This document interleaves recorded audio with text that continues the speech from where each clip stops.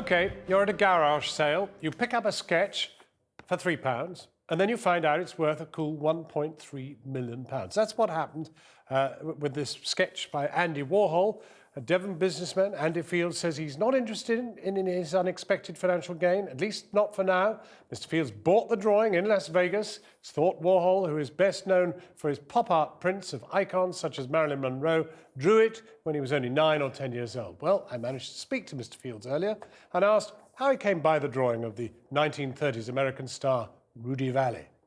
I paid $5 for a few pictures, 5 of which actually turn out to be really quite rare. They were done by a lady called Gertrude Stein, who I'd never heard of, but she was a prolific author late last century, who was also born in Pittsburgh, same place as where Andy Warhol is. And lo and behold, it was behind one of those pictures when I was reframing it, and it was a picture of Hopalong Cassidy, who's also William Boyd. I took the back off and I saw Andy Warhol's picture looking back at me.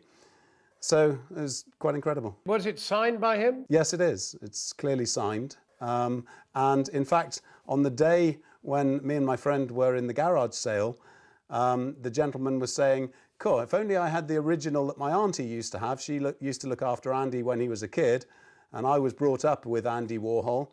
I didn't take any notice of that, to be honest, John, because every time you're in Las Vegas, you hear people say, I knew Elvis or the Mob, and so it just goes straight over your head. Are there any other childhood pictures executed by Warhol? Not of pop art. And so this actually changes history by about 13 years, I'm told, because they estimate that he did it when he was about 9 or 10 years old, when he was ill in bed with cholera, when he would also frequently listen to the Rudy Vallée show. So what are you going to do with it? I mean, Devon's a lovely place, but will anyone see it in Devon?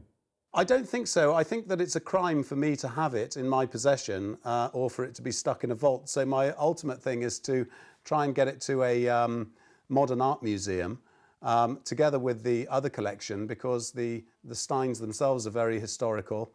And anyone who follows Warhol, to find something that's probably done at least 10 years before he was famous for that, doing that style of art, and it being an original because he was famous for prints, is really quite incredible. And the art appraiser actually said to me that he's only valued it at $2.1 million.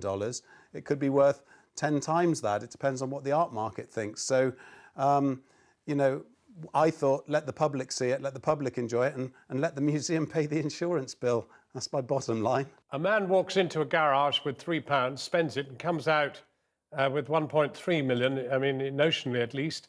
What are you going to spend it on? Well, I'm not selling it, so I'm not spending it on anything. You'll never sell it? It's not my intention to. I am a hoarder. My wife will, you know, she often goes on about how much stuff that I've bought, and we never sell anything, and I suppose that's my fault, but I think it's probably a good policy in this case. She went crazy when she'd found out that I'd bought that in the first place, so she thought that was a bad investment.